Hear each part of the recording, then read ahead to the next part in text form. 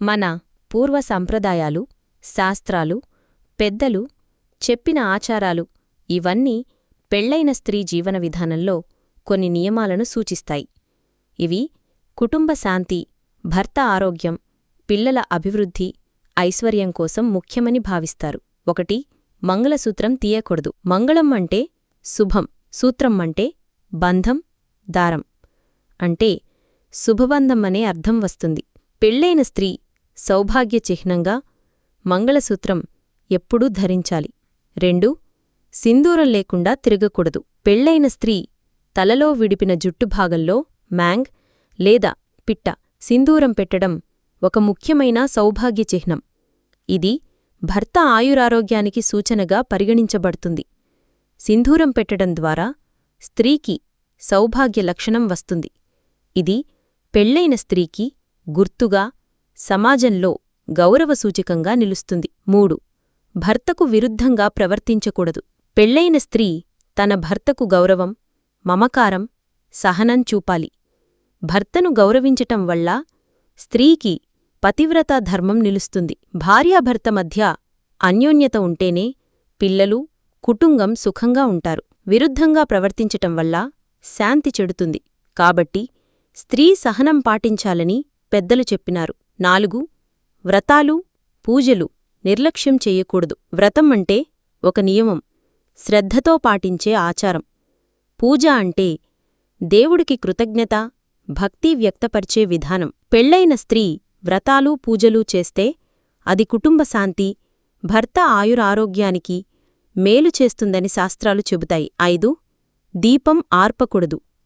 దీపం అంటే ప్రకాశం, జ్ఞానం, శుభం, లక్ష్మికి సూచకం. హిందూ సంప్రదాయంలో అంధకారాన్ని తొలగించి వెలుగుని ప్రసరింపజేసేది దీపం అనుభావిస్తారు.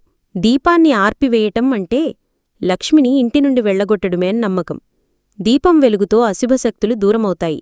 దీపం ఆర్పితే అవి చేరతాయని పెద్దలంటారు. పూజలో లేదా సాయంత్రం దీపం వెలిగించకపోతే అది అశుభమని భావిస్తారు. భర్త, కుటుంబ ఆరోగ్యానికి దీపం ఆర్పటం చెడుగా పరిగణించారు. 6. తులసి మొక్కను అవమానించకూడదు. తులసిని పవిత్రమైన మొక్కగా హిందూ ధర్మంలో భావిస్తారు. తులసిదేవి అంటేనే విష్ణుమూర్తి ప్రియమైనది. అందుకే ప్రతి ఇంటిలో తులసికోట కడతారు. తులసి లేకుండా విష్ణుపూజ పూర్తికాదని పురాణాల్లో చెప్పబడింది. అందుకే తులసిని అవమానించడమనేది విష్ణువుని అవమానించటమే అని భావిస్తారు. 7. అశుభవాక్యాలు మాట్లాడరాదు. పెళ్లైన స్త్రీ మాట్లాడే మాటలు కుటుంబంపై ప్రభావం చూపుతాయి. అశుభవాక్యాలు అంటే చెడు జరగబోతోందని, అనర్థం వస్తుందని, ఎవరికైనా కీడు కలగాలని చెప్పే మాటలు మనసులో ఏది ఉన్నా నోట మాటల రూపంలో వస్తుంది. శుభవాక్యాలు శుభం కలిగిస్తాయి. అశుభవాక్యాలు దురదృష్టాన్ని ఆకర్షిస్తాయని పెద్దలు నమ్మారు. స్త్రీ శాపం కూడా వెంటనే ఫలిస్తుందని పురాణాలు చెబుతున్నాయి. అశుభమైన మాటలు ఇంట్లో కలహాలు పెంచుతాయి. మధురమైన మాటలైతే సఖ్యతను పెంచుతాయి. 8.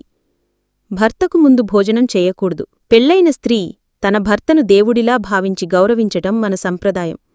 అందుకే భర్తకు భోజనం పెట్టి అతను తిన్న తర్వాతే తినాలి అని పెద్దలు చెప్తారు. భార్య తన భర్తను ముందుగా సేవించటం వ్రతంగా భావించారు. భర్తకు ముందు భోజనం పెట్టటం అతనిపై గౌరవం, ప్రేమను చూపిస్తుంది. భర్త తినకముందే తినడం అసభ్యంగా భావించేవారు. ముందు భర్తకు అన్నం పెట్టటం కుటుంబం పట్ల ఆరాధన, పరమార్థం అని నమ్మకం. భర్తకు ముందు తినటం వల్ల అతనికి కీడు వస్తుందని పాత నమ్మకం ఉంది. 9. భర్తను దూషించరాదు. పెళ్లైన స్త్రీ తన భర్తను గౌరవించటం ఆమె ధర్మంగా భావించబడింది. భర్తను దూషించటం అంటే తిట్టటం, కించబరచటం, ఇతరుల ముందు అవమానించటం. ఇది స్త్రీకి మరియు కుటుంబానికి అమంగళకరంగా పరిగణించబడింది. భార్య తన భర్తను దైవస్వరూపంగా చూడాలి అని మన సంప్రదాయం. భర్తను దూషించటమనేది ఆమె పతివ్రత ధర్మానికి విరుద్ధం. పురాణాలు చెబుతున్నాయి, భర్తను అవమానించే స్త్రీ పుణ్యఫలం కోల్పోతుంది. ఇలాంటి స్త్రీకి దురదృష్టం, కలహం, అశాంతి వస్తాయని నమ్మకం. 10. సౌభాగ్య చిహ్నాలు విసర్జించరాదు. పెళ్లైన స్త్రీకి గౌరవసూచకంగా మరియు ఆమె వివాహిత స్థితిని తెలియజేసే కొన్ని అలంకారాలు సౌభాగ్య చిహ్నాలుగా పరిగణించబడతాయి. మంగళసూత్రం, సింధూరం, గాజులు, మెట్టెలు, నల్లబొట్టు, జడలో పూలు. సౌభాగ్య చిహ్నాలు ధరించటం ద్వారా స్త్రీ తన భర్తకు కట్టుబడి ఉందని చూపిస్తుంది. వాటిని విసర్జించటం అనేది భర్త జీవితం పట్ల నిర్లక్ష్యం అని భావించేవారు. ఈ వీడియో గనక మీకు నచ్చినట్లయితే లైక్ చేయండి, షేర్ చేయండి, సబ్స్క్రైబ్ చేసుకోండి.